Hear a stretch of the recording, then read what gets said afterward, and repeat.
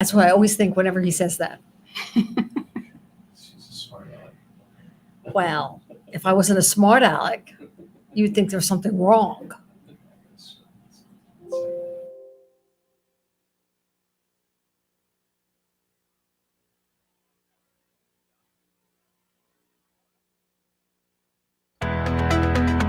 Welcome to the Author's Edge radio show with Guy L. Freer and Bob Price. Now, their show airs nationwide on the My Genre Radio Network, Monday through Friday at 2 p.m. and 7 p.m. Each week on their show, they help authors create books that transform our lives and imaginations. Through radio excellence, they create a unique community resource, one that promotes, connects, and fosters a sense of well-being. Gael and Bob maintain a focus on sharing books, publishing, marketing, and writing solutions. They serve listeners by providing outlets for their creative skills and energies, and they help them flourish in the competitive marketplace. Their weekly show provides intros, writing spotlights, helps you in promoting your book, your writing, your publishing, your marketing tidbits, and much more. Okay, audience, here's Gael and Bob. And we're back to Author's Edge. And unfortunately, Bob's not with us today, so I'm going solo again.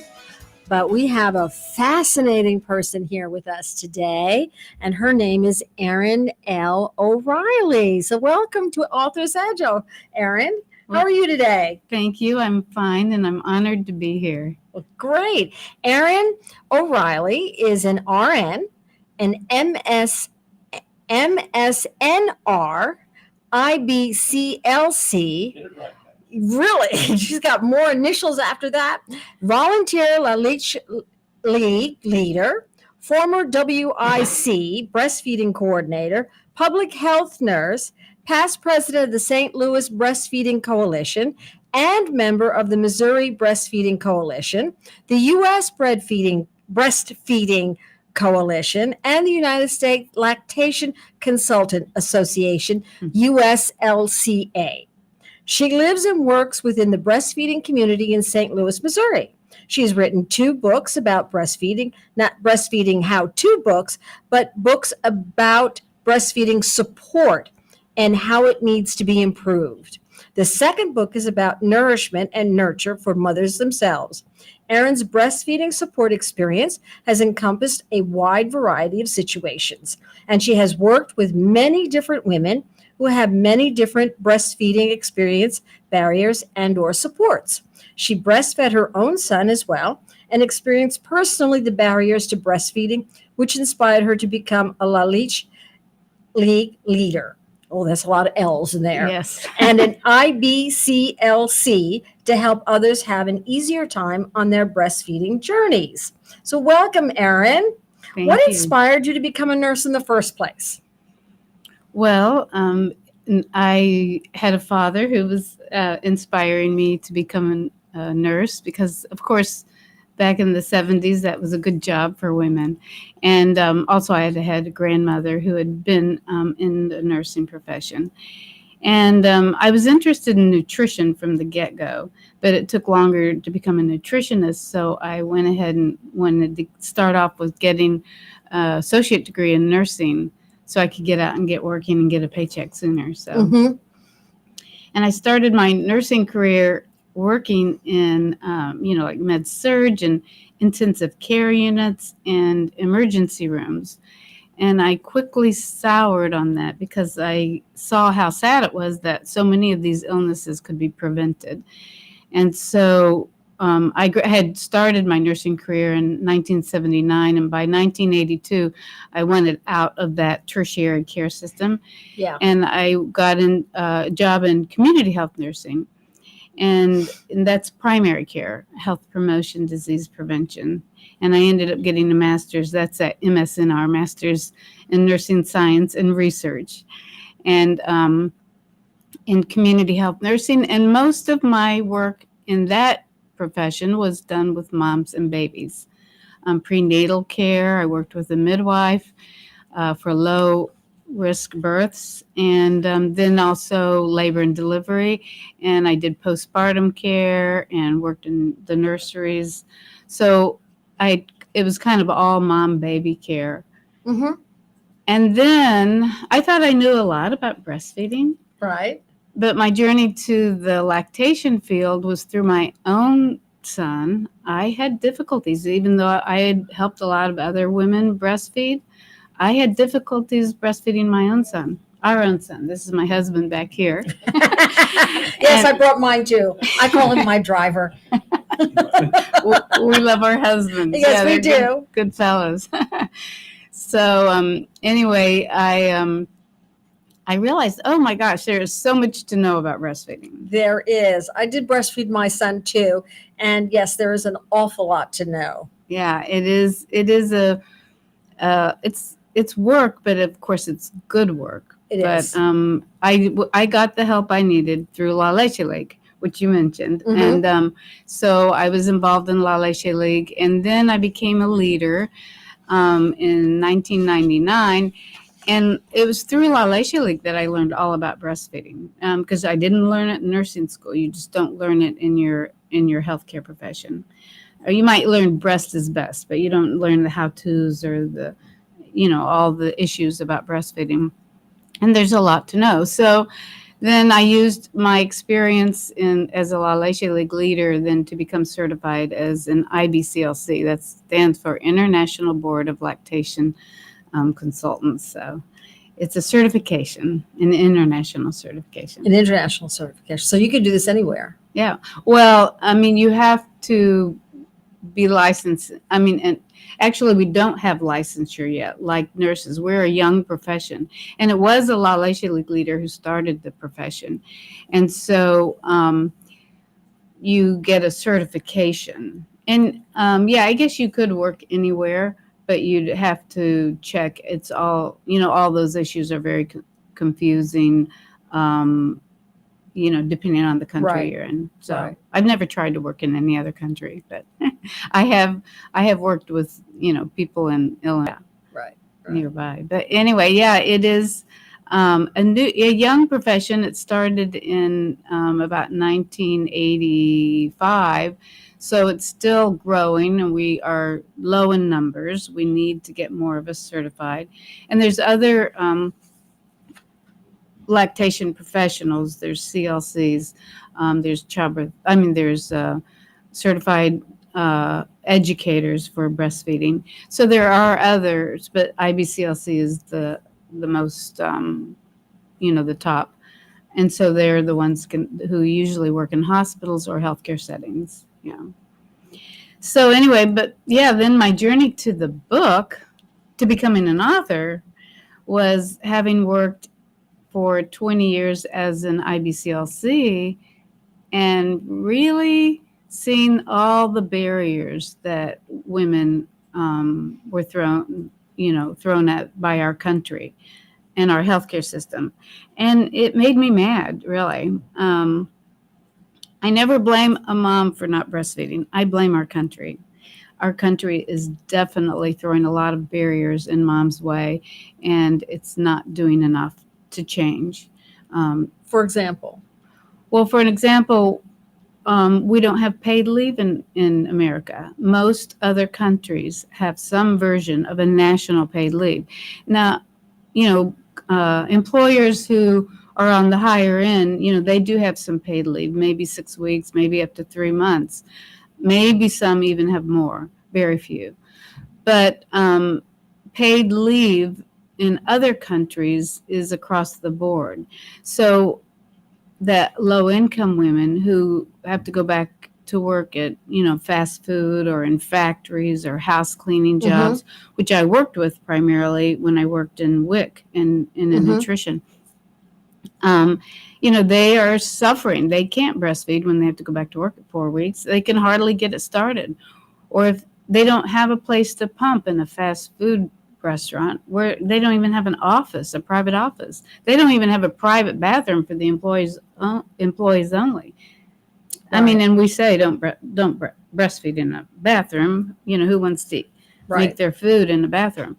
So so yeah, there's a lot of barriers, and it amounts to a lot of inequities in this country when when people who have all those barriers are not successful with breastfeeding, and sadly enough, they're the ones who stand to benefit The from most. breastfeeding the most. How do you educate others about breastfeeding?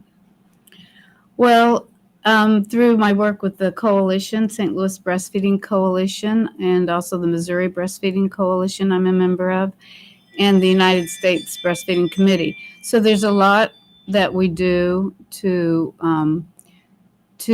educate and get the word out. And just recently, actually, there were 2 new laws passed, the PUMP Act and the Pregnancy Workers Fairness Act. And these are federal laws. And so this is an example of the And advocacy. what are they? Can you explain those to us? Well, the Pregnancy Workers Fairness Act covers pregnancy, but it also covers breastfeeding as well. It is because breastfeeding is a continuation of the pregnancy state. Right. And so women who are not getting the support that they need from their employers can go to the EEOC, the Educational Opportunity Commission, and get help. And both of these laws have legal teeth, so they have lawyers that can help if their employers do not, step up and support them in a better way. Get what kind of help?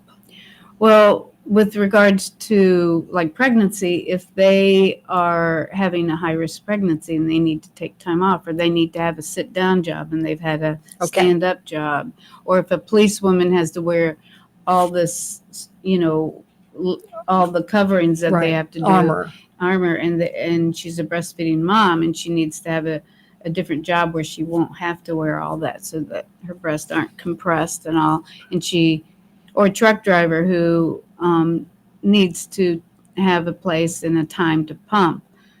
All these things are covered, and frequency of pumping. We had a law passed before, but it was not comprehensive enough, and it left a lot of people out. Teachers, for example, didn't get covered. But the new PUMP Act and Pregnancy Workers Fairness Act will cover teachers and everybody else. Okay. Most everybody else. Right now, the only people that I know of that aren't going to be covered are, people on airplanes, because, that's Airline, difficult. like airline Stewardesses, and flight attendants. Because, it's where do you go to pump in an airplane, Yeah. But now there are wearable pumps, so I'm sure they can creatively think of ways to deal with that.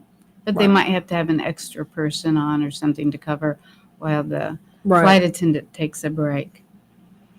But yeah, these laws are comprehensive, and I hope women come to know about them and take them and educate their employers about them. Because if they don't get educated about them, then they won't ask for those benefits. They won't know their rights, So through the advocacy, a lot of education. I am retired from clinical work, but of course, through clinical work, we did a lot of education. Education was a huge part of our work. Just teaching the mom how to position, how to latch on, how often to breastfeed, what to expect. Actually, it's the other thing is that I remember when I had our son, and I do know that not all nurses are very supportive. No, nurses are not. You don't get the training in your nursing. And degree. I do remember the nurse that I had was not very supportive. Yeah. And so I kind of was left on my own. And because they don't know, they feel frustrated. So in my book, I actually talk about that. I think all nurses who work in a OB setting should be co-certified as IBCLC. I would think so. Because when I worked at Barnes Jewish Hospital as an IBCLC, we had to see sometimes 20 or 25 moms in an 8-hour shift. And sometimes you'd spend an hour or more with a mom if she was having trouble latching. And so we need more of us. So I think the good solution to that is that, and I state that in my first book, the Recipe for Breastfeeding Support in America, that all nurses should be co-certified as IBCLCs if they work in labor and delivery and postpartum. Because it's unfair to nurses to not give them the time and education to do that job. And they get frustrated and they have to make sure the baby eats. Nobody wants a starving baby. And so, No, right. And so they they're jump not very too quiet soon. when they're starving. And doctors too, doctors too, they don't want to see a starving baby who's suffering from a lot of weight loss, but they jump too soon to just say, give the bottle of formula. And so if they had the education and they had the extra staffing that they needed so that they could attend to those and actually stay and observe a breastfeed, and make those corrections and see what's going wrong, then they wouldn't have to give a not bottle make of the mother formula. feel like she doesn't know what she's doing, or incompetent, or embarrassed, Right. Or that she's being a bad mother. or You're she's starving your baby. right? Or she's being a bad mother. Yeah, Those are yeah. some of the barriers. yeah, they are. You're absolutely right. Or ask her to do the impossible thing, like triple feeding. That's the new thing nowadays. What's triple feeding? Doctors, when babies lose too much weight, the doctors say, okay, you got to give formula. I'm saying you got to give formula. You got to give, first you breastfeed. Mm-hmm. Then after you breastfeed, you pump your breast. And then if you get anything out, you feed the baby your milk, and then you give an extra amount of formula. It takes 20 hours a week. The mother has no time to do anything else. I mean, it's just, 20 hours a day to do something like that, triple feeding. Breastfeeding itself takes a lot of time, even if you aren't having any problems. Right. A newborn needs to eat 10 to 12 times in 24 hours. Each feeding for a newborn, it gets shorter as they get older, but each feeding for a newborn takes 45 minutes, sometimes an hour or longer if Right. you're having problems. So that is 10 hours right there, even if it's going Right. easy, Right. And then you add on this triple feeding, extra pumping, then supplementing with the bottle. Yeah, it's asking moms to do that is a recipe for postpartum depression. Yes, It is. exhausts It really them. is. Yeah. It really is. I'm going to do a radio identifier. Give me a Okay. sec. You are listening to The Author's Edge with Gael Freer and Bob Price, coming to you weekly on Saturdays at 10 a.m. on KWRH 92.9 and KXOK 102.9 FM, and Monday to Friday, 2 p.m. and 7 p.m. nationwide on the My Genre Radio Network. You can also view our latest videos of past shows at authorsedge.com online and download valuable information on marketing and publishing. And are you an author or publisher or editor looking to amplify your reach? Advertise on Author's Edge and connect with passionate readers eager to discover their next favorite book. Our show attracts a dedicated audience of book lovers, industry insiders, and avid readers. With our engaging interviews and in-depth reviews and literary discussions, your book will get the spotlight it deserves. Contact us now for more information at 573-714-1352. Join the Edge, where great authors and enthusiastic readers meet. So, your first book was The Recipe for Breastfeeding Support in America, and this quote is from that book. This book is about what ingredients, quote, are needed to effectively support breastfeeding mothers and babies. It is for everyone who has anything to do with mothers and babies, because everyone benefits from, and so everyone should be supporting breastfeeding. So what inspired you to write this book? Well, just to get the word out about the deficiencies of breastfeeding support in America. And I start off, I have 7 chapters. The first chapter is on the physiological, the bodily benefits for both mom and baby. And that's something that people don't realize. Breastfeeding is not just good for babies. It is as good for mothers as well. And How's moms that? need to know that.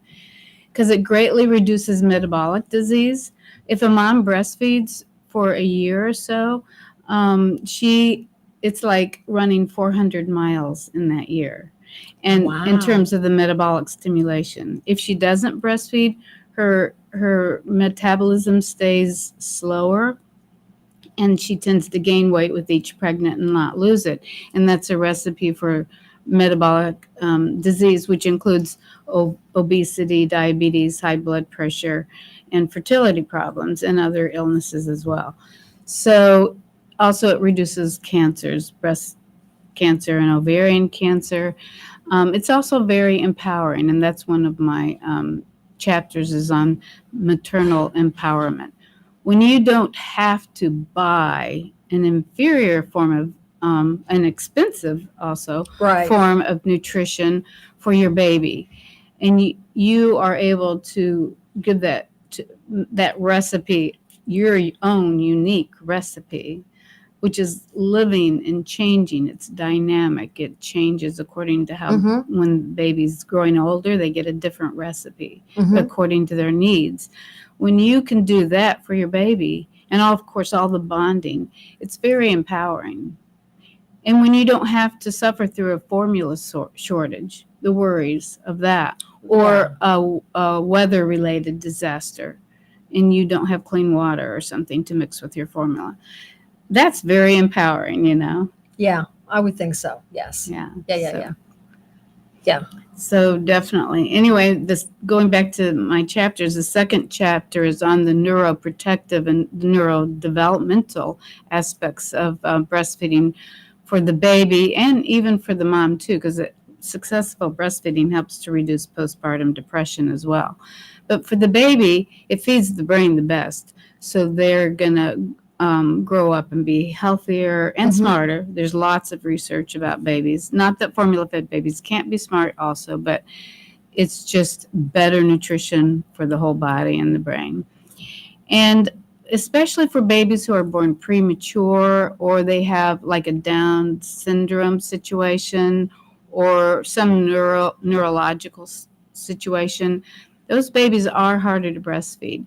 But if they get the extra support that they need, and the moms are able to breastfeed, then that's like therapy from day one, because like it's physical therapy, it's occupational therapy, it's relational therapy, like in the case of autism, babies who are being brought to the breast, they look at their mom, there's so much more eye contact.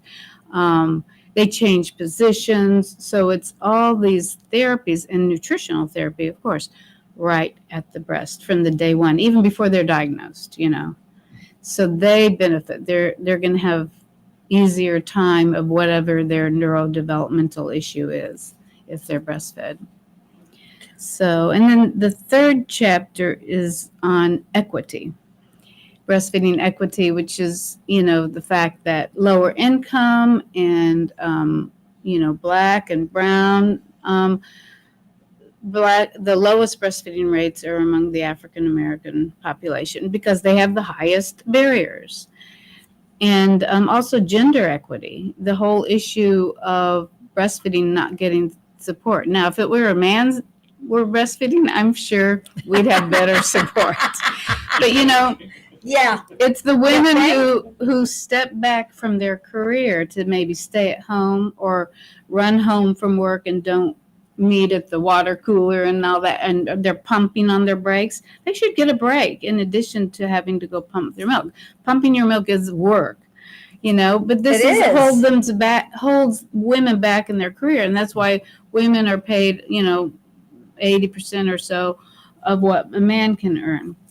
So all these equities are related to the lack of support for breastfeeding, all these inequities, I mean. And then let me see, the fourth chapter, I have to look at my notes here, is economic health. Yeah, well, you save a lot of money if you breastfeed for the families, of course. And the healthcare system saves a lot of money because babies don't get as many ear infections. They don't have diarrheal infections on the short order, and growing up they don't have long-term chronic illnesses as well. Okay, in a second or two, we are going to have a break. You have been listening to Gael Freer and Bob Price chatting with Erin O'Reilly, whose book is titled The Recipe for Breastfeeding Support in America. And we will be right back with Author's Edge.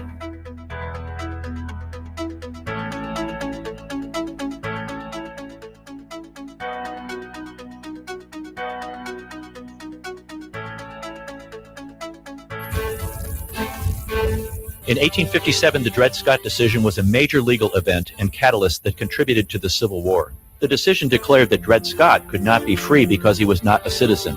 The 14th Amendment, also called the Dred Scott Amendment, granted citizenship to all born or naturalized here in our country and was intended to overturn the U.S. Supreme Court decision on July 9, 1868.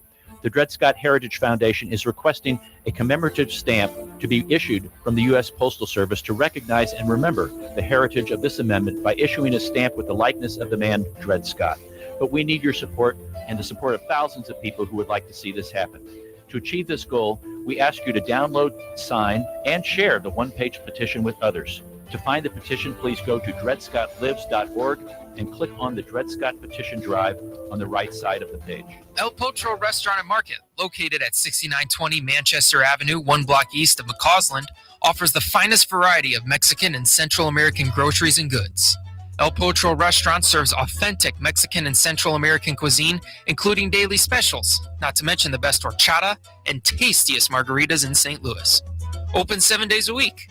El Potro, 6920 Manchester Avenue, 1 block east of McCausland. The United States has a strong tradition of welcoming newcomers and refugees.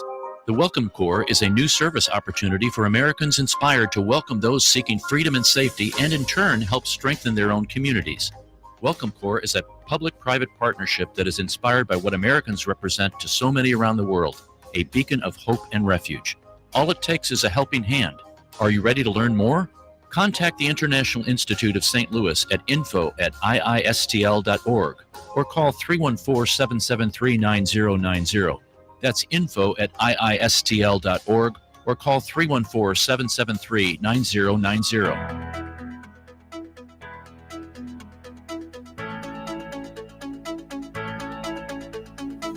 Well, it's good to hear that. I know fathers do a great job of support. Welcome back. And you are listening to Gael, and unfortunately Bob's not with us today, but he will be back the next time around, to Author's Edge. And we're chatting with Erin O'Reilly and her book on the recipe for breastfeeding support in America. And we were talking about the chapters of this book. And what was the next chapter you wanted to tell us about? Well, the next chapter... the next chapter, but then we did that quote from the book, right? Yes, you did. About the book about is what ingredients are needed to effectively support breastfeeding. Right. So tell us about that. Well, yes, I use the word ingredients and I use the word recipe in the title because I've always worked, with nutrition in the nutrition and a WIC department. So, of course, I worked with nutritionists. And as I said earlier on, my first love was nutrition. So, you are what you eat. So I like using words, that relate to nutrition. And, of course, breastfeeding is about nutrition. So, oh, yeah. Yeah. So I use a lot of those words in my book and in the title. But, yeah, the next chapter is chapter 5, and it's on environmental health. And that makes perfect sense. There's no wastage. There's no use of fuel or to process, and transport formula or anything like that. It's just right here. It saves land because there's no, the cows aren't being used to make the milk. And there's no cans and bottles. Well, there are bottles if you're working, but there's no cans of formula to throw away. So it's great for environmental health. And it needs to be recognized for that. It needs to be recognized, valued, and legally protected as a natural resource. Similar to what they've done with the environment. We have the EPA, the Environmental Protection Agency. Right. Well, we need a breastfeeding PA, and we need laws, federal laws, because this is a national right. It's not just a state by state. So I really think, and I talk about this in the book, all the laws related to breastfeeding need to be national. And so we need to have these protections put in through laws and these organizations to protect breastfeeding rights. And then chapter 6 is about the maternal empowerment. And I kind of already talked about that. It is very empowering for women to be able to give their baby their own recipe. And protect their baby from all sorts of illnesses and not have to go to the doctor so often, not have to pay out of pocket for formula, not have to take off work for a sick baby that's sick more often because they aren't breastfed. And then the 7th chapter is about social health.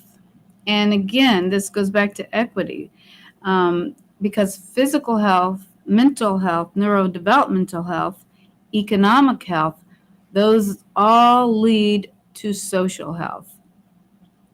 And so, yes, it's social health and well-being starts at the breast.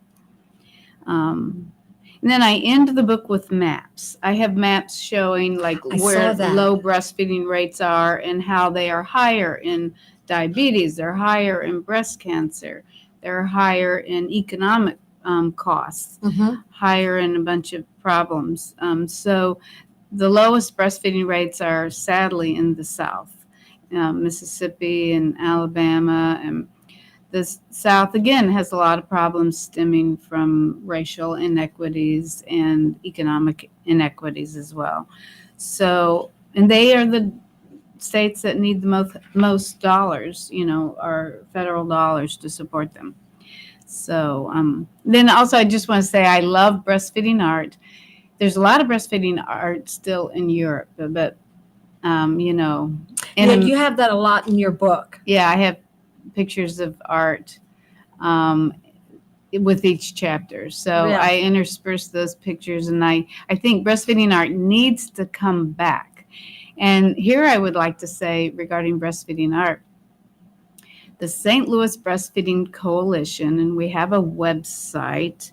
It's stlbreastfeedingcoalition.org. We are going to be hosting a breastfeeding art show because I think it's important that art reflects what people are doing. And we have a lack of breastfeeding art in the United States. We need to bring it back because babies are coming back to the breast. So we need to bring back the art. So if you go to that website, you'll see our event is coming up August 2nd. So stlbreastfeedingcoalition.org. Okay. Wonderful. Yeah. What are the key misconceptions about breastfeeding support? I think the key misconceptions are that they think, our healthcare system is telling moms you need to breastfeed.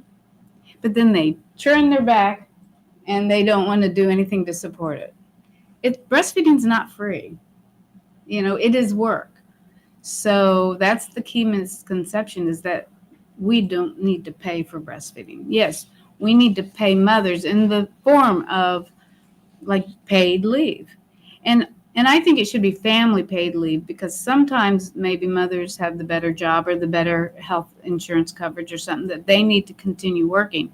So maybe the dads are the at-home parent, and they can take the baby to the mom's work to breastfeed at lunch, and then the mom can pump and some milk and bring home. But when she gets home, it's the other parent, Right. the partner, who has taken care of the home and the other kids and the cleaning and the meal making, so that she can just sit down then and breastfeed. So it should be family paid leave, so families can decide how best to use it. But in my book, I talk about 6 months, because babies are supposed to be breastfed exclusively up to 6 months. And that's when it's the hardest, is those first 6 months. Now, after they start solids, other foods, then it gets easier. Right. And a lot of other countries, they don't pay full pay. And so I could understand that United States might pay 2/3 or something. But we need, that paid leave is a form of economic recognition of the work that is done, not just to breastfeed, but to care for a baby. And we all know that parenting and feeding your baby at the breast is the hardest work. It's Yeah. the most rewarding, but it's the hardest. It is. Takes really the is. most time consuming. It really is. So paid leave is a really big one. It is. Well, you've also written a second book, which is called Nourish and Nurture: Overlooked Ingredients and Empowering Poetry for Pregnancy, Breastfeeding, and Motherhood. Pregnant and breastfeeding mothers are eating for two and needed and deserve better nourishment as they bear birth and breastfeed our precious children. Can you tell me about that quote? Yes, and this goes to what Ralph was saying. Yes. Well, there's a lot of women, they might eat more, and their doctors might tell them eat more protein and eat more iron-rich foods. But nobody's talking about these other nutrients, which are equally and even in some cases more important than iron and protein. And so the 4 nutrients that I cover in this book are vitamin D, zinc, magnesium, and fiber, all the different types of fiber.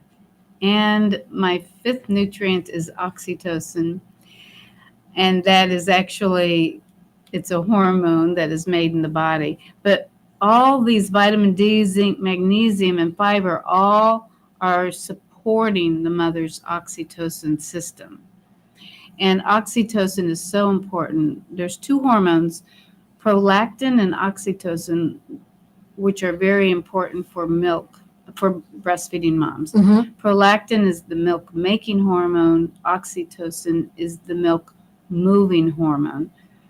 Oxytocin also, it helps with birth. That's what causes contractions.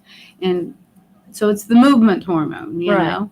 And so it's very important. It also is what we call the love hormone because it's involved in lovemaking. Even getting a massage will spike your oxytocin levels. They've even done research with men in prison, and when they were given a spray of nasal oxytocin, they became more talkative and less argumentative. And so oxytocin is a great behavioral enhancer, and it goes through the milk to the baby too, I will add. And so it influences their neurodevelopment. But what foods would you recommend then that would be high in that all would- those nutrients. Yes. Well, vitamin D, I talk about recipes in each chapter. And like for vitamin D, the salmon and sardines in a can are very affordable, and they're really high in vitamin D and the good kind of fat. And so that's just one example. You could put them on a salad. You can make a sandwich out of them, use them in that way. Zinc is very important. Oysters happen to be the highest in zinc, but a lot of people don't like oysters. And we don't want women eating raw oysters, so we'd say canned oysters. But they are the highest form of zinc. But pumpkin seeds are very high in zinc, so you could add those to your salad or put them on top of soup or stews. So that's another one. Magnesium, any green, dark green leafy vegetables are the highest in magnesium. And any of those green leafy vegetables. And fiber. Fiber comes with all of that. Any kind of vegetables or fruits, all the natural foods. Basically, don't eat out of a box. That's, steer towards That's what they always say. Watkins. When you go food shopping, shop the perimeter. Don't shop the middle. Yeah. Because if you shop the perimeter, you're going to get all your natural foods. You're going to get vegetables, your meats. All of those are on the perimeter. Right. Everything that's processed is in the middle. That's so true. And most lower income people eat a lot of, they are forced to resort Because to they're cheaper. They're cheaper. So that means they aren't getting these nutrients very much. Right. And so if you get all these nutrients, then you're going to have a better oxytocin system. Also, if your partners can give you a back rub while you're breastfeeding, that will spike your oxytocin. So getting massages, a shoulder rub while you're breastfeeding. That's why I love it's my favorite gift of all time is to get a massage. Yes, Mhm. I love that too. Yeah. It's a health. I think it should be covered by health insurance. Yeah, it should be. And It really pedicures too, Yes. especially over 60. pedicures and massages. That's Right. that's the standard gift my husband gives to me for Valentine's Day. He gets me a massage. For my birthday, I get a massage. Yeah, Those are standard. Valentine's Day, yeah. everything. And I've been trying to talk my husband Mother's into getting Day. a monthly pedicure because I say it's good for your feet. Oh, it is. Yeah. Men should be getting them as well as women. Yes. Absolutely. Absolutely. So And those, I'm going to say it a third time. Absolutely. I agree. It is very Okay. And then in my second book, I do include pictures of moms and their words of wisdoms for breastfeeding. They're inspirational words for breastfeeding.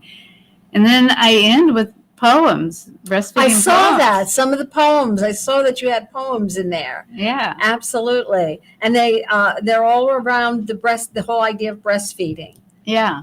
So if there's enough time, I'd like to read a poem. Oh, absolutely. Go ahead. All right. Please do. All righty. So I had 5 poems in here. Let me see.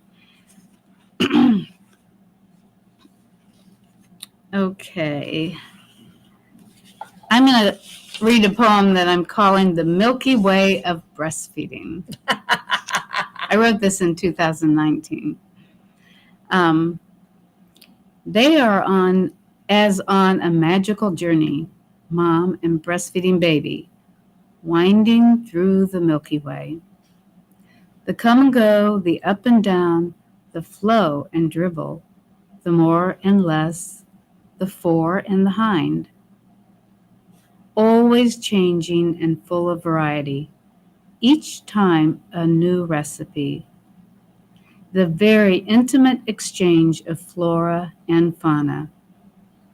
The letting go and taking on. The past and present, the here and now, the history and future, the ancient and the modern. This nourishing and nurturing lacteal fluid we call milk is a mammalian treasure trove of protection. From mother to baby, for baby to grow and develop, for child to immunize, for society to protect, for humankind to continue. Very nice. So that's just one. I have 5 poems in here. Yeah. Is there time for one more? Yes, you do. You have time for one more. Okay, this is kind of a difficult one. This is my poem that I wrote to celebrate. And here I want to say about La Leche League. La Leche League is the breastfeeding support organization, the oldest. Mm-hmm. Started in 1956. We're all volunteers. It was the reason that babies came back to the breast in America. Because back in 1950s, when La Leche League was started, only about 15, maybe 20% of moms breastfed at all, and they usually only breastfed for a few weeks. And so, Do you have any idea why that was?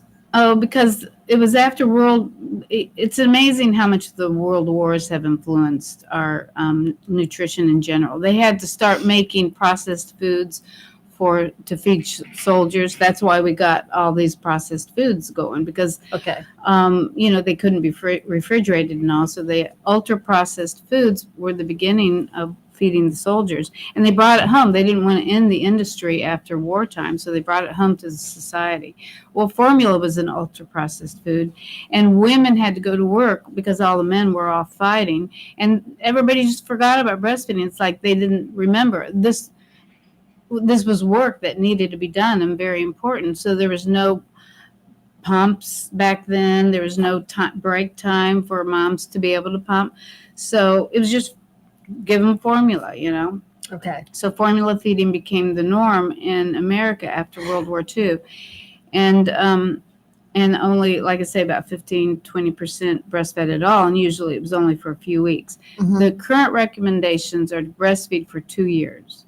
Now, of course, it's very different breastfeeding an older child. It might be just once a day or something at that point because they're eating solids, but it's still very good for the immunity. And if you go over a year, the better protections come from that. If you breastfeed just a few weeks, you aren't going to get the great reduction in metabolic disease and cancers that you do when you breastfeed for a year. But anyway, back to La Leche League. It was these 7 moms who started La Leche League in 1956. And it grew like wildfire because moms wanted to get back to the natural way of feeding their babies. So I wrote a poem to celebrate the 65th anniversary of La Leche League, and it's called Liquid Love. And it's got a lot of L's in it, so it's hard to read. Lacteal Lady Lager, Liquid Love, delicious and delightful, logical and longevous, lofty liqueur, the motherlode of love. Lollapalooza mother, luminary mother, laboring to yield literally succulent, legitimately salubrious power milk of health.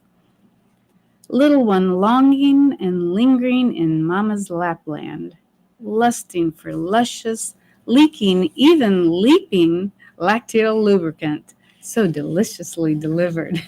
Sometimes moms can spray across the room.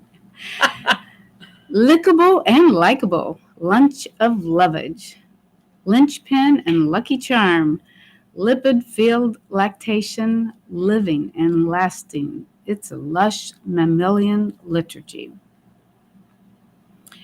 Livelihood of a live bearer, legendary leche, localistic and laureate, laical and liable, liberalizing lager of lactiferous motherhood. Ladylike yet lion-breasted, La Leche League leaders, a long legacy of help, latching babe to mom, linking past to present, leading to a luminous later. Very nice. Lots of L's. Lots for of L's. La Leche League. And the reason they called it La Leche League is because back in 1956, breastfeeding was a word you didn't say. So leche is the Spanish word for milk. So it was the Milk League. The Milk League. So, okay, so these are your first two books. Where did you get your guidance for writing these books? Oh, yes. Andrew Doty, which you had on your show before. Mm-hmm. I think he had been an editor for already for a while, but I think he had just started his own Edit Right. And I met him. I saw his card or a flyer somewhere, and then we met at a coffee shop, and I told him I had kind of written the book. I mean, it wasn't, I had the idea down, and I was still working. But so he started helping me to organize it and to, say things better and to, all the editing work. He's a total, what do you call it? The total editor that does everything, concept to everything. So Edit Right does all that. Developmental, yeah. And so then I retired in 2020 and really started working on it and got it published in December of 2020. And yeah, he taught me everything about it, and he hooked me up with all the graphic artists or the final copyright editor or the formatting, all that stuff. Yeah, he has it all. He has all the connections. And so then in 2023, when I wrote this book, the Nourish and Nurture book, I went back to him. Mm-hmm. And then actually I'm planning to write a third book. Okay. And the third book is going to be on the economics of breastfeeding. I want to give a value somehow or another. And I am not a number person. So I'm going to have to connect up with an economic person. An economist. An economist, maybe through the school of at one of the universities, somebody could work with me. Mm-hmm. And to be able to put a value to start. It won't be the finished thing. Right. And there have been a few articles, like how many healthcare dollars could we save if babies were breastfed on how many less ear infections? Well, they've just been the little things. Right. Well, nobody's done all the savings that could be done from diabetes alone. Diabetes costs 1 out of every 10 healthcare dollars. And that's just diabetes alone. And breastfeeding has so many more benefits. Right. So if we could put together chapter by chapter, like the short-term illnesses, the long-term illnesses, how much savings could be, not just for baby, but also for mother, and come up again, at least start that journey. I'm sure that I would not have the expertise to really do it, but at least start that so that moms could go you got to put a value on something first. You got to get Monetary data value. on it. Yeah. That's the basis for going and saying we need this because this is how important it is and this is the value. How do you promote your books? Well, I don't do a very good job, but this is one, and I am That so is- grateful to you. For indie writers, that is the biggest problem, It is. is doing that. It really is. I've sent out a lot of free copies to people in the healthcare profession and in the breastfeeding support profession. But yeah, it's hard. That's the hard part. So yeah. Yeah, that is the hard part. It really is. What have you learned from your experience as a new indie published author? Well, that it takes promotion. You got to get the word out there. And I'm bad about doing that. But I'm so grateful that you're giving me a little time to. What do you One hope these way, books didn't will it? help to accomplish? I hope that they'll get the word out. Like, we need better breastfeeding data. We need better research. We need a lot more funding. We need a lot more people doing the work of lactation professions, getting, like I said, getting all nurses in OB settings code certified as IBCLCs, getting better laws, and all of them federal. What can the community do? The community can do a lot by just, being more breastfeeding friendly in general, having benches and having pictures and art. A lot of women still get shamed for breastfeeding in public. That's where I was headed to. Yeah. And I worked to help get the law passed. And the first law was in 1989 in Missouri. And it said, and we hated it. We tried to get those words out, but you can't get everything you want in the law.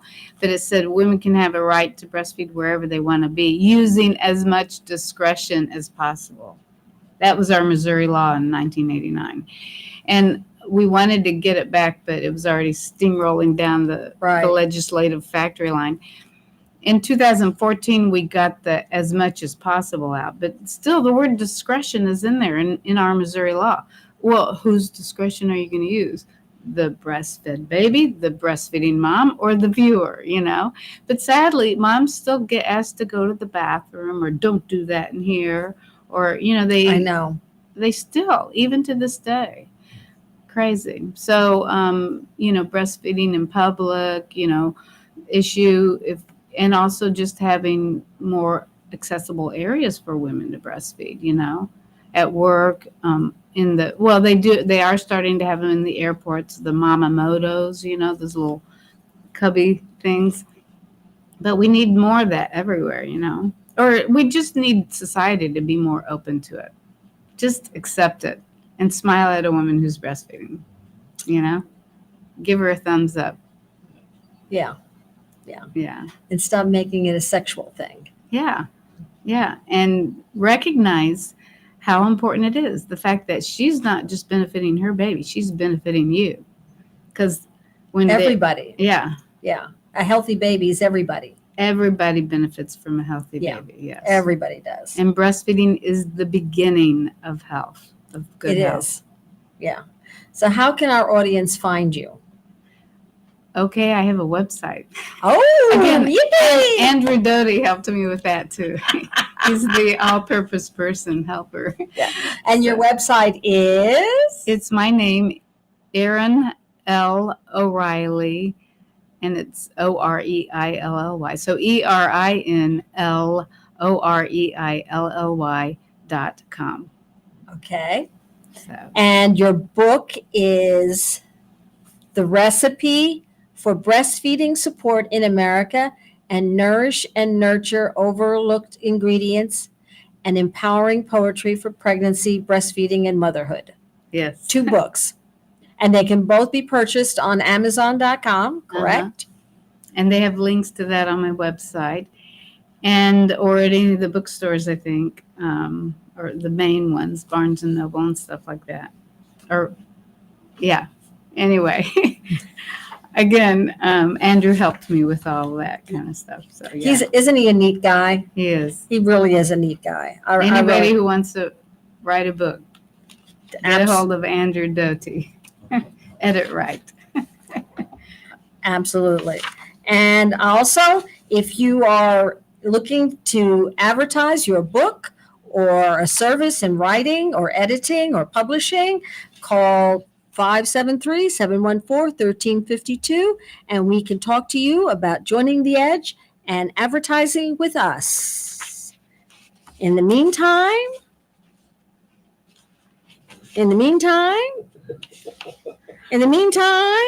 thank you for tuning in to Author's Edge.